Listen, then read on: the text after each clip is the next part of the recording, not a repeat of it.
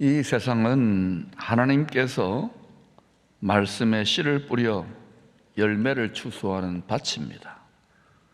한번 따라할까? 이 세상은 밭이다. 예수님은 유월절에 한 알에 밀리 씨앗으로 죽어 초실절에 첫 열매로 부활하여 40일 후에 천국 곳간에 들어갑니다.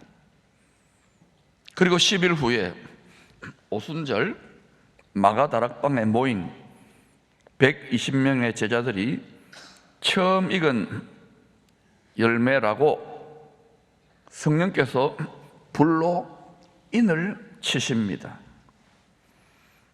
내 거다 이 말이에요. 하나님이 이 성령의 처음 익은 열매를 받은 120명의 제자들이 모든 성도들이 다 한 것이 아닙니다. 성령의 처음 익은 열매를 받은, 인침을 받은 제자들이 이른 비같이 부어진 그리스도의 영의 권능을 힘입어 땅 끝까지 복음의 씨를 뿌리게 됩니다. 사도행전 1장 8절이지요. 시작. 오직 성령이 너희에게 임하시면 너희가 권능을 받고 예루살렘과 온 유대와 사마리아와 땅 끝까지 이르러 내 증인이 되리라 하시니라. 여러분이 성령은 다 예수 믿으면 우리 안에 성령이 거하십니다. 성령에 너희 임하시면 권능을 받고, 권능을 받아야 돼요. 생활 선교사나 복음 전하려면 어떤 권능이냐? 기적과 능력과 치유와 귀신을 쫓아내면 이런 것도 권능이지만, 유대인과 이방인이 원수되어 있어요. 예루살렘과 온 유대가 원수되어 있고, 온 유대와 사마리아가 원수되어 있고, 예루살렘, 온 유대, 사마리아와 땅끝 열방 이방인이 원수되어 있는 거예요. 이 원수된 것을 뛰어넘을 수 있는 화목해 하는 말씀을 땅끝까지 씨를 뿌리는 거예요. 복음의 씨. 여러분이 믿지 않는 가족이나 믿지 않는 세상 사람들이나 열방에 나아가 선교를 해보거나 복음의 씨를 뿌리면 반드시 왼수를 만납니다. 시험에 듭니다. 속상하는 일을 겪습니다. 그걸 어떻게 돌파하고 이기느냐? 성령의 권능을 받아야 돼요. 교회가 성령 권능 받지 못하도록 필사적으로 마귀는 방해합니다. 오늘같이 이렇게 한국이 잘 살게 됐지만은 어깨 기도가 살아있는 교회들이 많지 않아요. 뿐만 아니라 이런저런 이유로 낙심하거나 먹고 살기 힘들고 하니까 자꾸 교회마다 편안한 길, 쉬운 길, 복음 전하지 않는 길, 성령의 권능 받기를 축원합니다. 말씀의 충만과 성령의 충만으로. 누가복음 3장과 요한계시록 14장은 부활의 생명 주시는 말씀의 씨가 마음밭에 뿌려져 자라난 알곡들을 추수하여 곳간에 드리는 추수 때 일어날 일에 대한 말씀입니다. 오늘 읽었던 두 말씀이 다 추수 때 일어날 일이에요. 세례 요한은 이사야서 40장의 예언대로 하나님의 대로를 평탄케 하기 위하여 택함을 받은 율법의 마지막 선지자입니다. 자신은 물로 죄를 씻는 정도의 회개의 세례를 베풀었지만 내 뒤에 오시는 이 메시아는 성령과 불로 세례를 베풀어 사람들 마음 깊은 곳에 있는 죄까지도 태워버릴 수 있는 능력이 크신 분이라고 소개합니다. 이 세상에서 제일 힘센 권세가 뭐냐? 대통령도 아닙니다. 국회의원도 아닙니다. 제일 힘센 사람, 힘센 존재가 누구냐? 죄입니다. 죄의 권세입니다. 모든 사람이 죄의 권세에 노예되어 있기 때문에 하나님의 영광에 이를 수 없고 영생에 이를 수 없는 거예요. 아무리 선행을 하고 내 몸을 불사르게 내어주고 온갖 일을 해도 죄를 이길 수 없어요. 우리보다 100배는 더 열심히 믿었던 유대인들, 율법을 맡은 자들도 이길 수 없는데, 자기가 어렵다고, 예수 믿고도 자기가 어렵다고 생각하는 사람 정말 착각인 거예요. 하나님이 어렵다고 해주신 것이 여전히 우리 마음 깊은 곳에 죄성이 살아 있습니다. 인정합니까? 이거 인정하기 싫어하면 안 돼요. 자존심 버리세요. 신앙생활 잘못 방향을 잡으면요, 점점 내가 뭐 좀 교회생활 오래 한다 뭐 된 것처럼 착각도 자유예요. 착각도 자유. 진정한 신앙은 마음의 할례가 깊어지는 것이, 자기 회개가 깊어지는 거예요. 사도 바울이 뭐라고 합니까? 나는 죄인의 개수로다. 나된 것, 나 같은 죄인의 개수가 이방인을 야야 복음의 씨를 뿌리는 사도가 된 것은 하나님 은혜로다. 그 얼마나 많은 고생을 했습니까? 그런데도 하나님 은혜라 그러잖아요. 생각이, 마음이 육신에 있는 우리들과 차원이 다른 거야. 완전 하늘 위에 있는 하나님의 생각과 마음이 가득한 거예요. 영의 사람이 되는 거예요. 육이 깨어져 나가면서.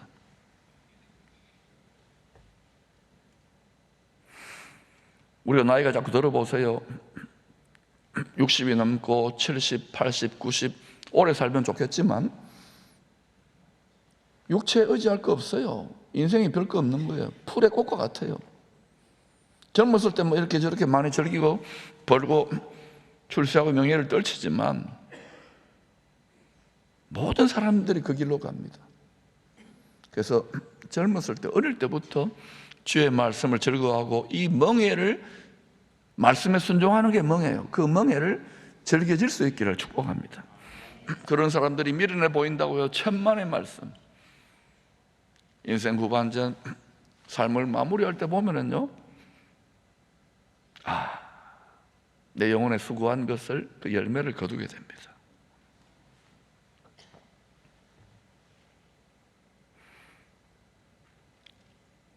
누가복음 3장 16절입니다. 시작. 나보다 능력 많으신 이가 오시나니, 이미 오셨죠? 풀기도 감당하지 못하겠노라. 그는 성령과 불로 너희에게 세례를 베풀 것이요. 나는 주님의 몸종 정도도 안 된다. 이 얼마나 겸손합니까? 그는 성령과 불로 너희에게 세례를 베풀 것이요. 여러분, 우리가 혼적으로 뭐 교회 설교 듣고 훈련 받는다고 우리 속에 오랫동안 뿌리 박힌 자기가 왕노릇하는 이 자기의 이 자아, 욕망, 이게 뿌리 뽑히지 않습니다. 성령, 나아가 불로 막 소멸돼야 되는 거예요.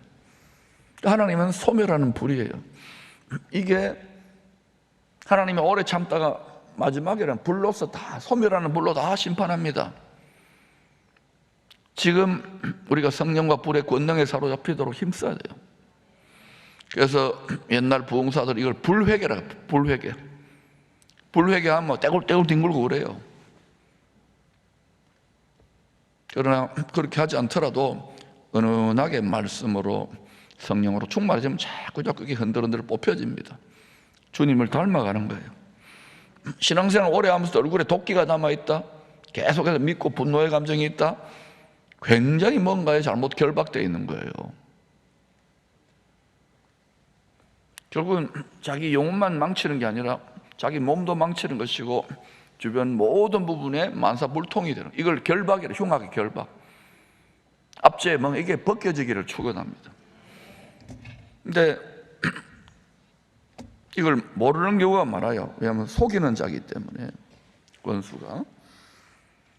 더하여 이 말씀 다음에, 자기 소개하고 난 다음에 복음의 씨가 충성된 일꾼들을 통하여 세상 사람들의 마음밭에 계속 뿌려져서 자라다가, 좋은 마음밭에 뿌려지면 막 30배, 60배, 100배로 자랄 것이고, 나쁜 마음밭, 길가, 돌짝밭, 가시떨기에 떨어지면 그런 마음이 훨씬 더 많아요. 열매를 맺지 못하죠. 뿌려져 자라다가 추수를 마무리할 때가 있습니다. 주님 다시 오실 때입니다. 그때 일어날 일을 예언합니다. 누가복음 3장 17절입니다. 두 번 읽으십시다. 시작. 손에 키를 들고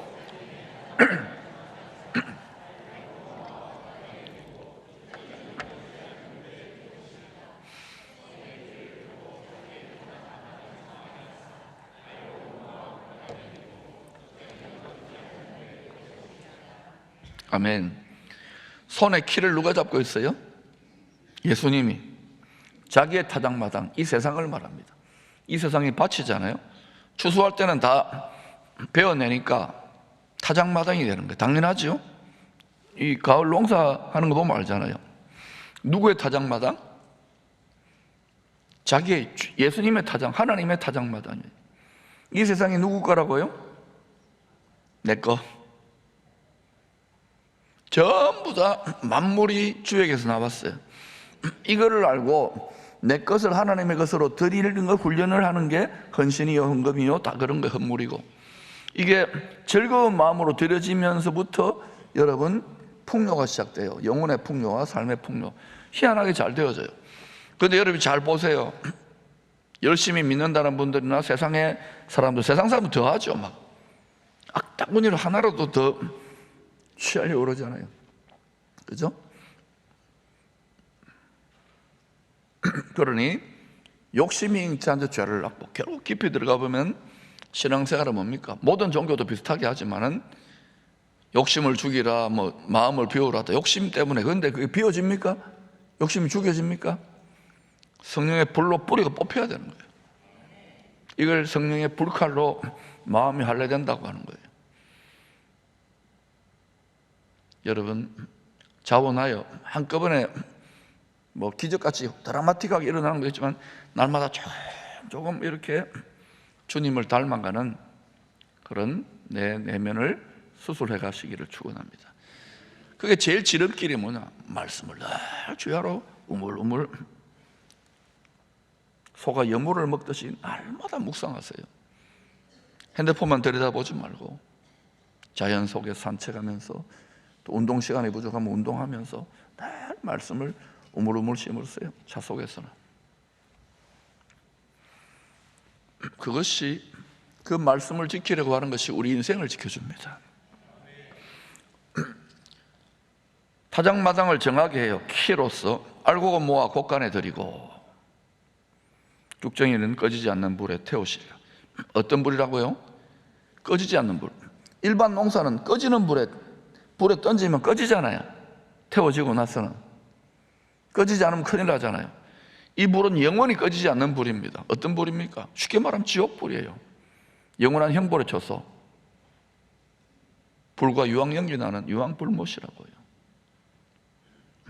구약과 신약이 계속 이 이야기를 하는데도 믿는 사람들조차 애써 외면해요. 하나님의 말씀, 하나님을 두려워 떨지를 않아요. 이것이 우리의 죄성을 어느 정도로 억제해 주는 거예요. 그러나 더 좋은 것은 이게 불로 뽑혀져서 즐거운 마음으로 십자가 지고 가고 주의 멍에를 따라가야 되는 거예요. 지옥 안 가려고 두려워서 막 순종, 이거는 여러분 율법이고 두려운 거예요. 주님과 내가 호흡이 맞으니까 십자가에 죽기까지 감사하구나, 이러면서 가는 거예요. 그게 마음의 할례가 일어난 거예요. 자, 그러면 이제 세례 요한이 예언한 타작마당에 대해서 살펴봅시다. 주님이 다시 오실 마지막 추수 때, 첫째, 타작마당은 농부가 키를 들고 흔들지요. 이렇게 키질 하잖아요. 이거 키라고 보고 흔들잖아요. 왜 흔들까요? 이거 모르면 왜 흔들어요? 그렇죠. 알곡과 죽정이를 가려내기 위해서 하는 자리가 타작마당이에요. 그럼 키를 들고 흔들어야 되겠어요? 농부가 하지 말아야 되겠어요? 지금은 그래도 여러 가지 코로나도 있고 뭐 지진도 있고 뭐 이러지만 편안합니다.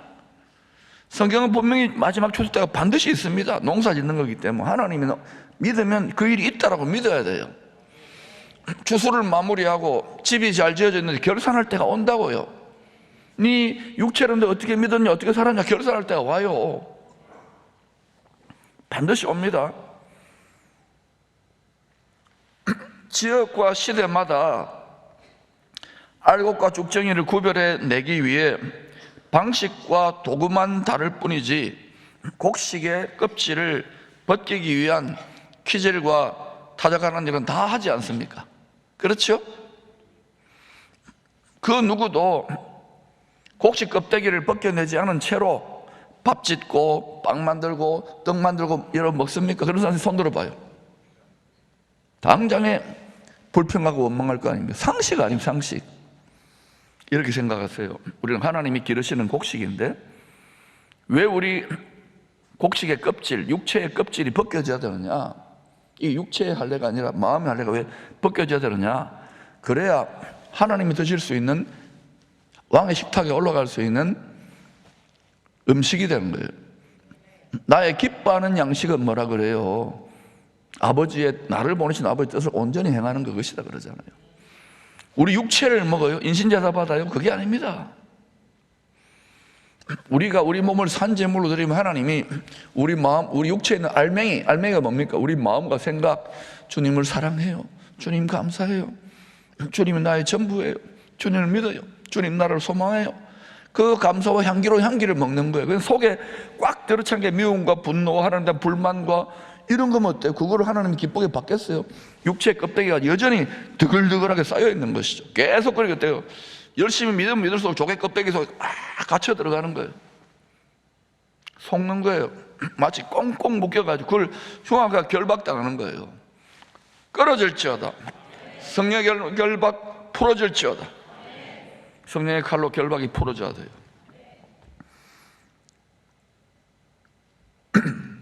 누가복음 22장에서 예수님이 자신을 십자가에 희생된 제물로 드리기 전에 제자들과 마지막 유월절 만찬을 합니다. 온 세상 죄를 지신 하나님의 어린 양으로 대신 속죄하는 피를 흘리신 그 깊은 뜻을 기념하는 유월절 성만찬을 행한 그 직후에, 우리로 말하면 주일 예배 드린 직후에, 또는 어떤 큰 부흥회 한 직후에, 제자들은 직후에 바로 제자들은 누가 큰지 서로 다투었어요. 시기 질투하면서. 이것이요, 주님 십자가의 깊은 의미를 모르는 믿는 우리들의 모습이기도 합니다. 진짜 신앙생활은 여러분, 내 육체와 함께, 예수님 육체가 못 박혔잖아요. 내 육체와 함께, 육체를 죽인다는 게 아닙니다. 내 육체와 함께 육체의 정욕과 탐심을, 생각을 못 박는 것부터 진짜 신앙생활, 성령의 강물이 흐르는 거예요.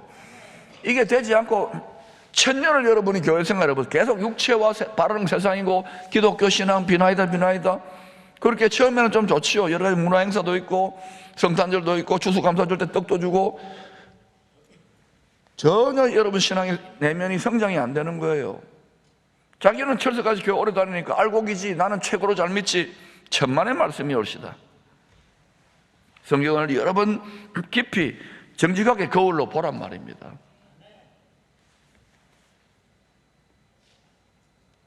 이제는 추수 때가 점점 다가오기 때문에 그래요. 예수님 십자가 지는데 제자들 지혜와 계시의 성령의 권능으로 사로잡히지 않으니까 여전히 주님을 3년이나 따라다녀서 이때에 갈릴리 신학교 MDB 3년 졸업반입니다. 그런데도 어때요? 내가 더 사역 잘하고 내가 더 큰 교회 가고 내가 더 직분, 이러고 있는 거예요. 지상의 수많은 교회와 성도들, 지도자들 그러고 있지 않습니까? 예수 믿는 것이 무엇인지 참 오해를 많이 하고 있는 우리가.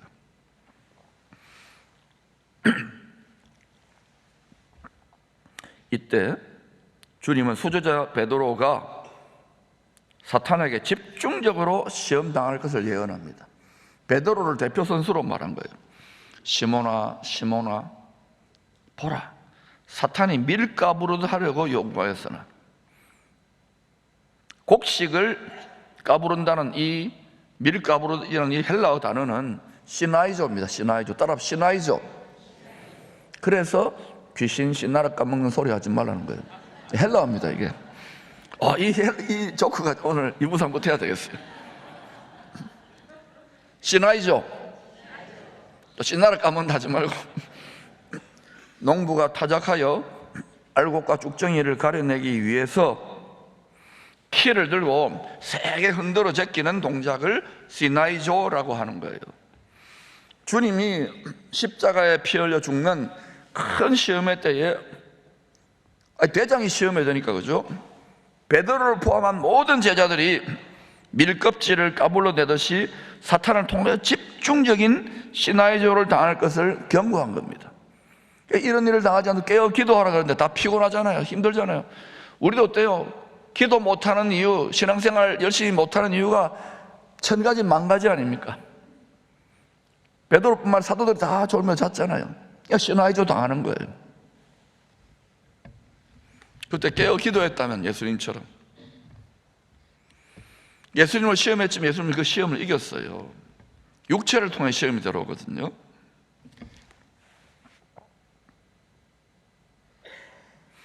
다 시험에 들었어요. 주님이 여러 번 내 십자가에 죽는다, 부활할 거다 여러 번 말했잖아요, 제자들에게.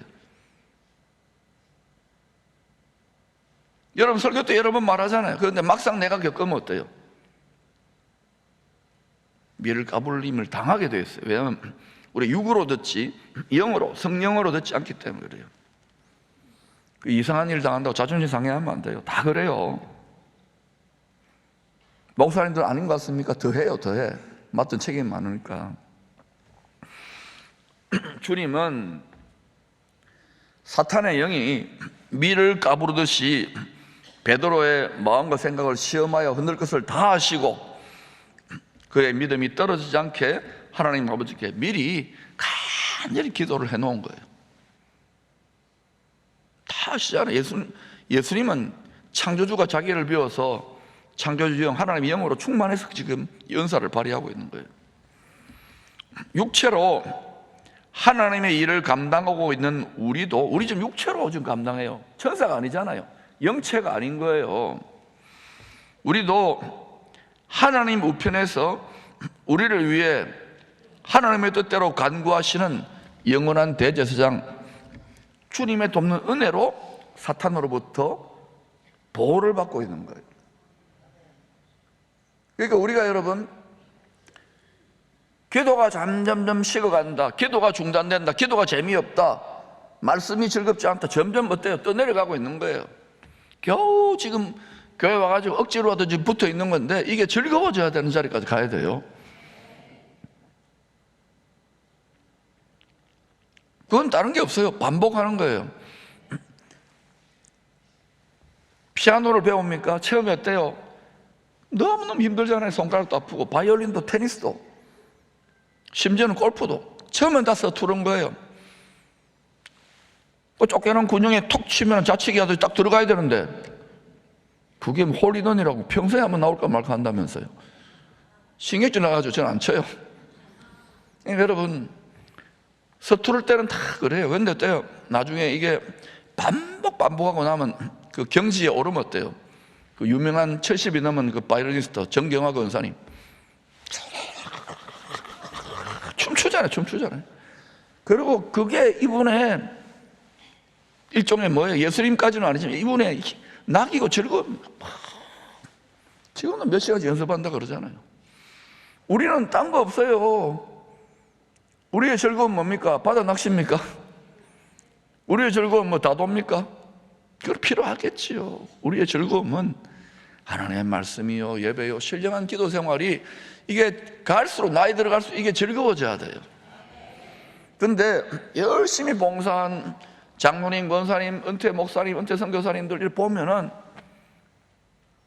물론 어느 정도의 건강과 경제가 뒷받침되고 환경이 뒷받침돼야 되겠지만은 가장 원천적인 즐거움은 하나님 말씀과 기도 생활이 즐거워야 되는 거예요. 이게 되지 않으면 점점 육으로 막 쪼그라들기 때문에요. 섭섭한 거 투성이고 막 그래요. 비참해진다고요.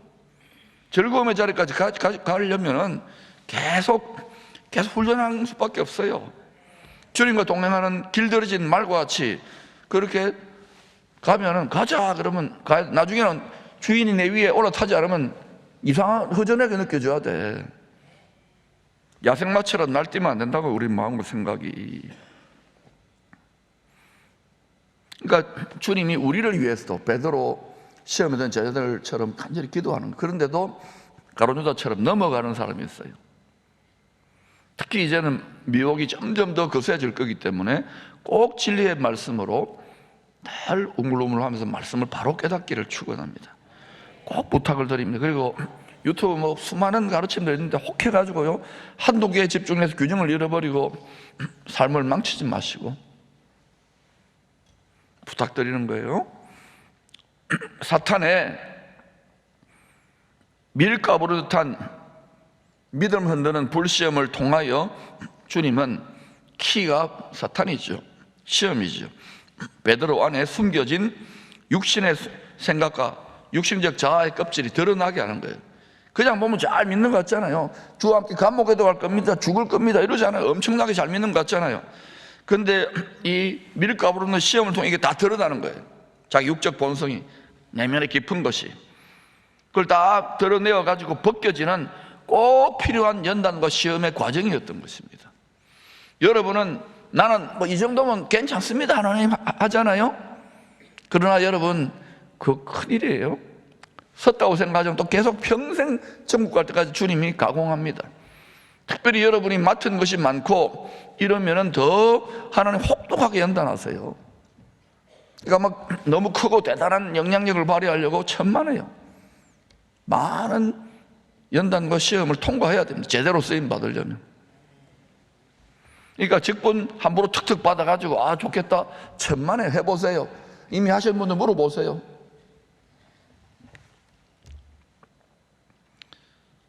우리도 신앙생활을 하면서 여러 가지 시험을 당하잖아요. 시험 안 겪어본 사람 있습니까? 학교 가는 학생이 시험 안 치는 학교 있습니까? 똑같아요. 신앙생활도 하나님께서 우리가 감당할 분량의 시험 당함을 허락하십니다. 우리가 감당할 분량이기 때문에 그 시험이 허락되어야 되는 거예요.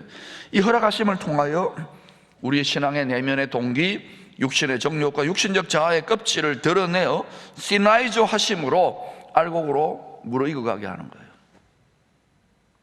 그러니까 여러분 지금 계속 이 문제만 극복되면 이거를 다르게 바라보기 시작해야 돼요. 그러면 어느 순간 얼굴 표정이 달라지고 말씨가 달라지고요, 삶의 방식이 달라지고 신앙의 깊이가 달라지는 거예요. 인생이 만물이 새로워지는 거예요. 육을 벗는 거예요. 결국은 믿음을 흔드는 퀴즈를 통하여 사탄이 퀴즈를 하는 것이죠. 주님이 허락하는 거예요. 믿음이 알곡인지 쭉정인지를 점검하는 겁니다. 참 하나님의 지혜가 놀랍지요. 그래서 잘 자란 알곡 영혼 추수를 위해 주님이 다시 오실 때 이 세상 타작마당이 된 밭에서 키질이 있는 이유가 그거예요. 알곡과 쭉정이를 가려내기 위해서. 20세기 최고의 기독교 지성 C.S. 루이스는 주님이 키를 들고 자기의 타작마당을 정하게 하신 이유를 설명했습니다. 믿음을 흔들어 키질하는 고난을 통하여 성도는 전심으로 하나님을 바라보며 순종하는 알곡인지를 테스트 받는다. 그러니까 여러분 시험을 당연하게 여기고 잘 치기를 준비해야 되지 없애주세요 이러면 안 돼. 그러면 두려우면 형벌이 따르는 신앙생활을 하는 거예요. 마치 학생이 기말 시험 앞두고 공부를 안 하고 맨날 엄마야 이렇게 공부는 그 옆에서 말하자면 공부 좀 해라 이거 써야죠. 그거 똑같은 거예요. 시험 잘 치면 돼요. 아멘. 여러분 좋은 성적을 받을 줄로 믿습니다.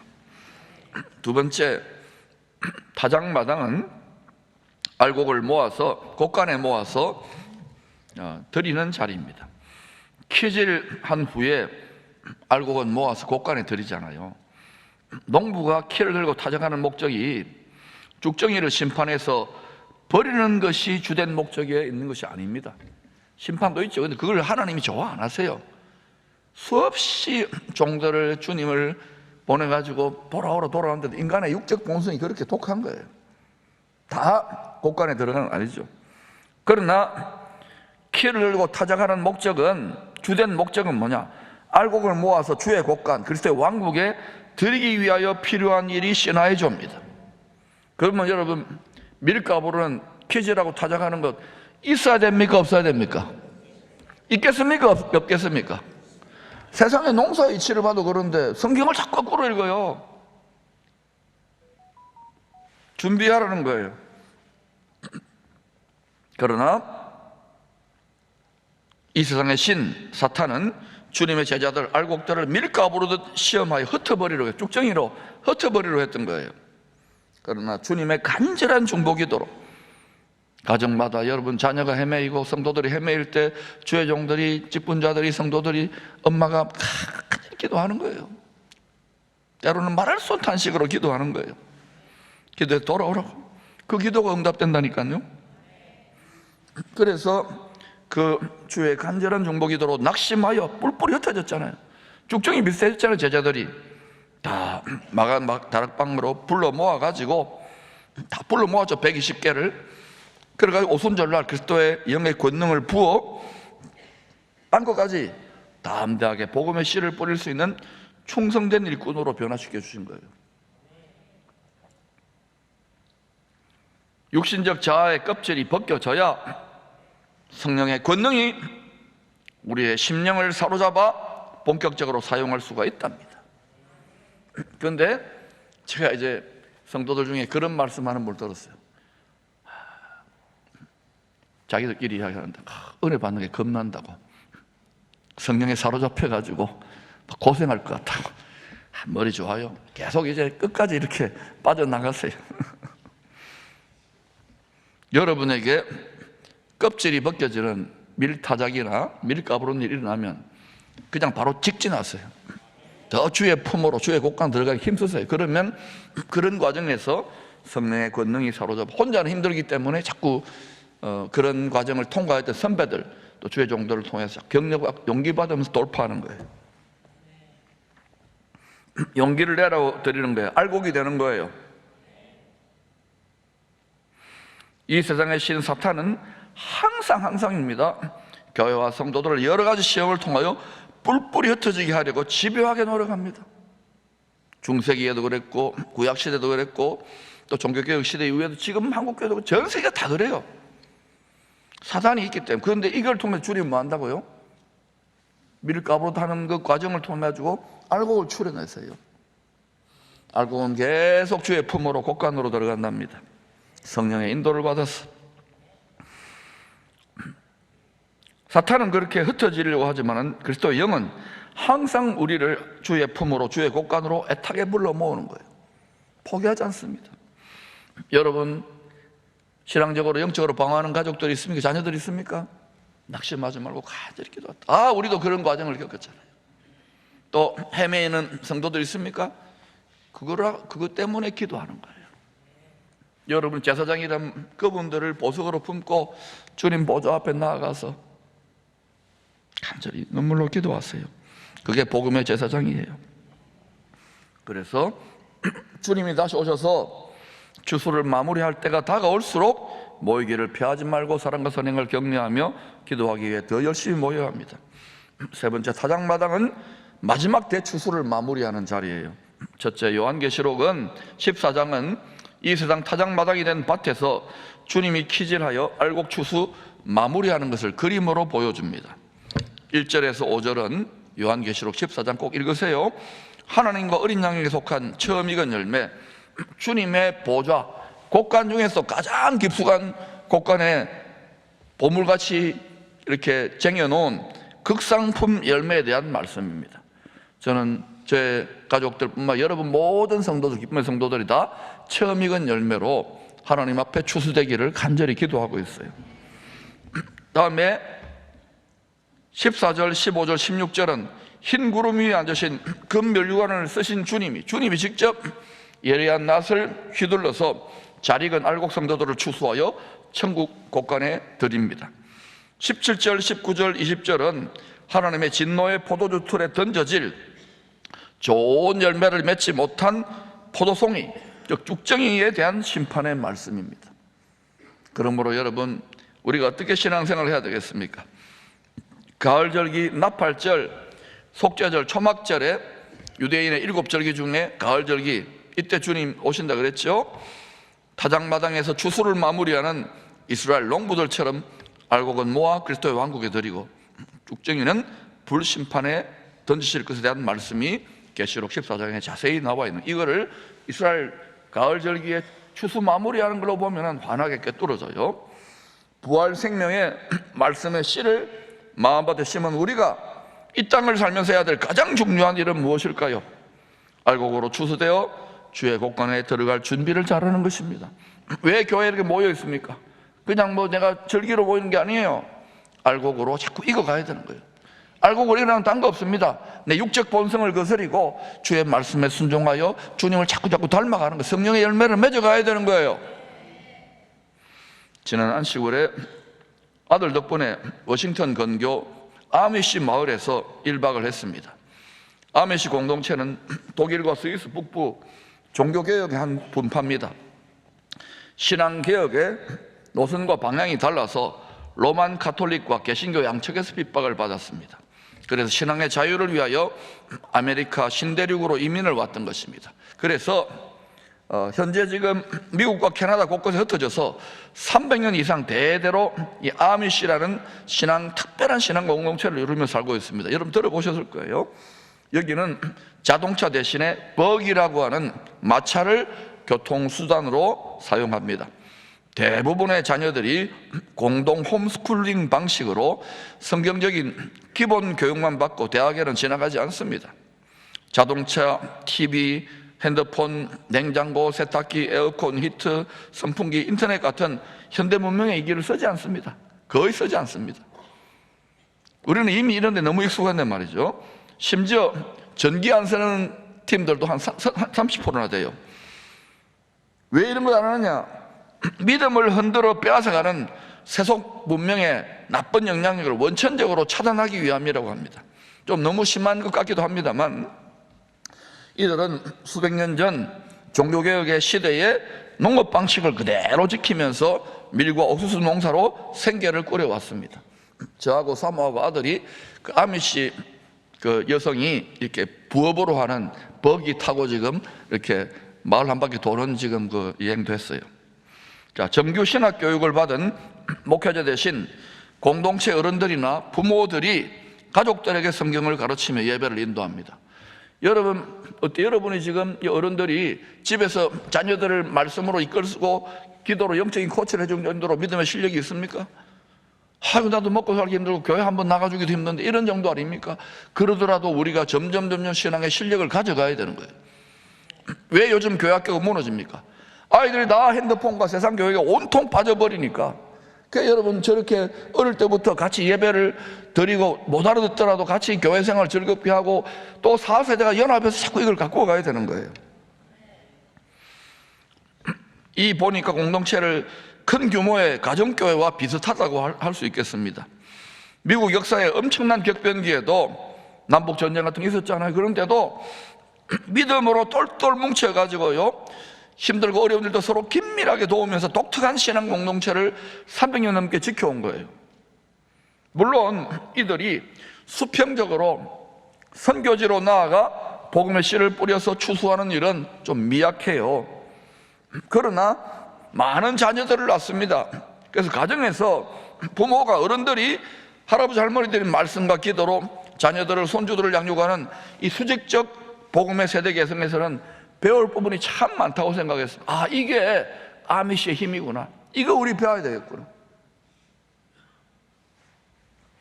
여러분, 신앙의 자유를 찾아 아메리카 신대륙에 정착한 소수의 아미시들, 뭐 몇백 명도 안 됐을 거예요. 300년이 지난 지금은요, 대대로 특별히 수직적 복음의 세대 개성을 통하여 점점 성장해서요, 약 50만 명에 이르고 있답니다. 기쁨의 교회는 복음의 씨가 뿌려진 4세대의 곡식들이 자라가고 있는 하나님의 밭입니다. 다 내가 알곡인지 내가 말씀대로 살아가는지를 점검하셔야 돼요. 교회 생활 오래 하는 게 능사가 아니에요. 직분 받는 게 능사가 아니에요. 우리들은 오직 한 가지 같은 목적, 하나님이 원하시는 좋은 열매를 맺기 위해 한 교회를, 하나님의 텃밭을 이루고 있는 것입니다. 이것에 집중해야 돼요. 열매 맺는 것에 집중해야 돼요. 수직적 신앙 개성을 위하여 4세대가 이 아미시 공동체를 본받아 하나님의 큰 가족이 되어서, 육의 가족이 아니라 영의 가족이 되어서 서로 돕고 서로 열매 맺을 수 있도록 협력해야 하겠습니다. 더하여서 4세대가 힘을 합쳐 우리는 교회 담장을 넘어 주님의 지상명령 받았잖아요.